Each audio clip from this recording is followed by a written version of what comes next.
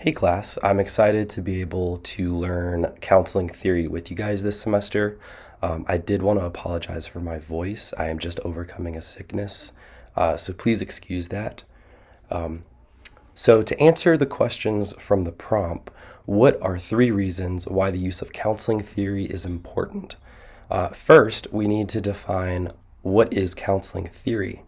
And according to our textbook, counseling theory is referred to as the framework for how we approach counseling and includes 10 theoretical approaches to counseling and psychotherapy.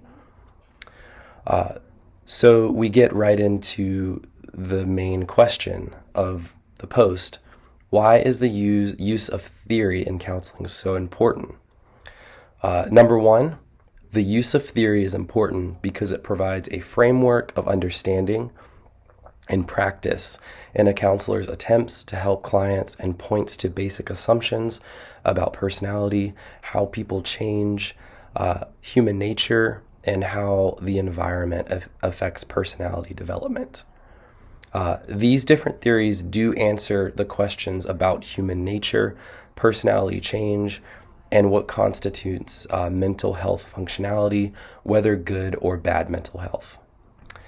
The second reason why theory is important is because various theoretical approaches are subjected to research.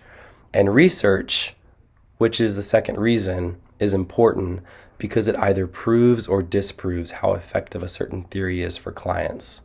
So research is very, very important in answering this question. And the final reason that counseling theory is important is because it can measure progress and provide a standardized way to determine if a client is moving towards better or worse mental health. Even though counselors may have different theories or different theoretical orientations, most counselors should fall within the 10 major theories or a combination of the few. So some counselors can be eclectic in their approach, which should show common ground between counselors and counseling practices in the field of counseling in general. And this ultimately is going to lead to greater trust in the process and the theory of all counselors.